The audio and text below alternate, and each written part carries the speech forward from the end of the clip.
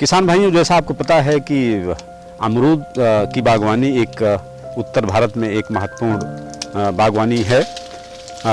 चूँकि फलत इसमें जल्दी प्रारंभ हो जाती है, इसलिए किसान ज़्यादातर अमरूद की बागवानी करते हैं। पौध रोपण के 2 से 3 वर्ष के अंदर अच्छी फलत इसमें प्रारंभ हो जाती है। सघन बागवानी जब हम बात करते हैं तो अमरूद में सघन बागवानी बेहद सफल है, क्योंकि इसमें काट छांट के प्रति ये अमरूद की जो किस्म है ये ज़्यादा उत्तरदायी है। तो आजकल हम कई किस्मों का रोपण करते हैं सघन बागवानी में। इसमें कुछ किस्में केंद्रीय उपोष्ण बागवानी संस्थान से जो विकसित किस्में हैं, ललित है, लालिमा है, श्वेता है, इन किस्मों को हम ज़्यादा लगाते हैं। ललित जो किस्म है ये काट छांट के प्रति बहुत ज़्यादा उत्तरदायी होने के कारण इसको हम ज़्यादा सघन बागवानी में लगाते हैं। तो उत्तर भारत में कई दूरियों पर लोग बागवानी करते हैं, जैसे 3 गुणा 3 मीटर में, यानी कि पौधे से पौधे की दूरी 3 मीटर और लाइन से लाइन की दूरी 3 मीटर, 3 गुणा 6 मीटर पे पौधे से पौधे की दूरी जो है 3 मीटर और लाइन से लाइन की दूरी 6 मीटर। इस तरह से हम कई तरह के हम इसमें दूरियों को अपनाते हैं। इसमें सबसे प्रमुख जो हम आपसे बात करने जा रहे हैं, ये किस तरह से हम सघन बागवानी में कैसे काट छांट करें। तो सघन बागवानी में इम्पॉर्टेंट काम यह है कि सबसे बड़ी चीज़ ये है कि हमें किस समय फल लेना है, उसी हिसाब से हमें इसमें हम काट छांट करते हैं। अगर हम फल जाड़े की फसल लेते हैं, जैसे कि आपको पता है कि बरसात की फसल में कीड़े मकोड़े की ज़्यादा संभावना रहती है, ज़्यादा कीड़े लगते हैं, तो इसलिए ज़्यादातर किसान और फल की गुणवत्ता उतनी अच्छी नहीं होती है, मिठास कम होता है, ज़्यादातर उसमें पानी होता है। तो इस वजह से किसान ज़्यादातर दाम भी उसको कम मिलता है, फल छोटे रह जाते हैं। कई समस्याओं के कारण किसान ज़्यादातर यहाँ मृग बहार यानी कि जाड़े वाली फसल लेते हैं। तो जाड़े वाली फसल में जो फूल है वो जुलाई अगस्त में आता है, और वो जो फूल जुलाई अगस्त में आता है वो जाकर के अक्टूबर नवंबर में तैयार होता है, और उसमें फल तैयार होता है। किसान को अच्छा दाम मिलता है क्योंकि उसमें फल की गुणवत्ता अच्छी होती है। एक फसल और भी आती है उस बीच, जिसको कहते हैं अम्बे बहार।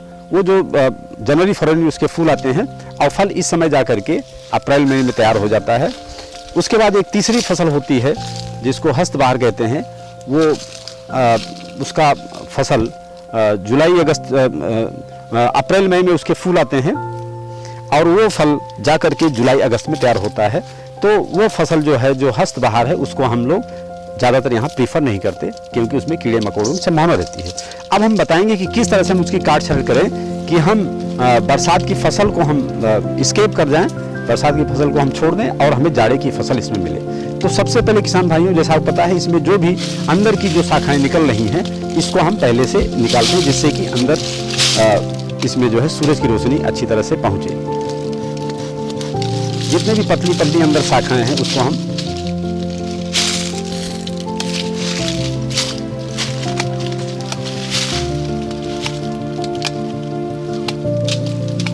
काट छांट के दौरान ये भी हम देखते हैं कि जो सूखी शाखाएं हैं, पतली शाखाएं हैं, जो अंदर की जो जिसमें फलत होती नहीं है, उनको भी हम जो अंदर डिस्टर्ब करती हैं, एक दूसरे क्रॉस कर रही हैं, उन शाखाओं को भी हम इसमें काट छांट के हम निकालते रहते हैं।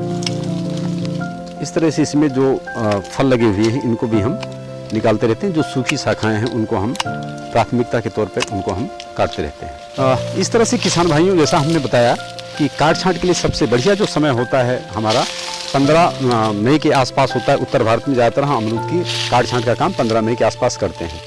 अगर आपको फलत जो सितंबर अक्टूबर में लेनी, यानी जाड़े वाली फसल लेनी है, तो आपको जनवरी फरवरी से लेकर के जून तक इसमें किसी तरह की कोई सिंचाई की नहीं करनी है। जैसे आपने देख रहे हैं, हमने किसी तरह कोई सिंचाई नहीं की, और इसमें हमने जनवरी के महीने में इसको हमने डिगिंग कर दिया, जिससे कि रूट इसकी जो जड़ें हैं वो एक्सपोज हो जाएं, ऊपर आ जाएं, और जो है इसमें पौधे में वृद्धि रुक जाए। इसको कहते हैं स्ट्रेस क्रिएट करना।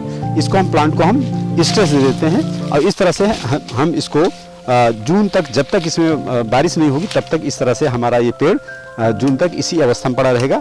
किसी तरह कोई खाद पानी कोई इसमें नहीं देंगे, जिससे कि इसमें जो नए फूल आएँ वो भी इसमें गिर जाएं, नई पत्तियां इसमें ना आएँ। और हम इसकी काट छांट का काम हम मई के महीने में 15 मई के आसपास हम उत्तर भारत में करते हैं।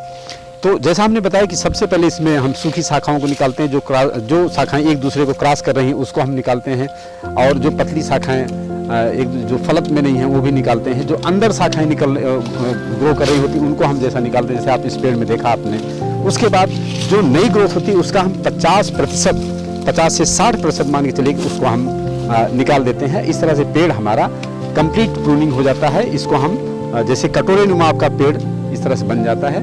और ये पेड़ आपका अब जो है इसमें कंप्लीट हमने इसमें काट छांट का काम कर दिया है। अब जितनी भी इसकी पत्तियां हैं इसको हम उठा के साइड में रखेंगे और फिर इसको इसी में हम पत्तियों को इसमें मिक्स कर देंगे, जिससे जो भी नाइट्रोजन हमारा लॉस हुआ है जो पत्तियों के द्वारा, उसको हम फिर से इसमें हम रिकूप हो जाए, इसमें फिर से हम उसको रिप्लेनिश कर देंगे।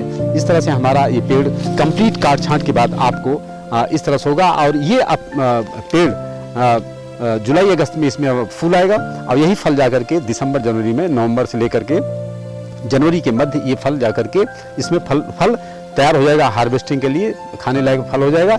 इसी को कहते हैं हम मृग बहार। और इस तरह से हम बहार का ट्रीटमेंट करते हैं। जैसा हमने बताया कि इसमें हम इरिगेशन हम 5-6 महीने रोक के रखते हैं और उसके बाद हम मई के महीने में इसमें हम काट छांट कर देते हैं। नमस्कार।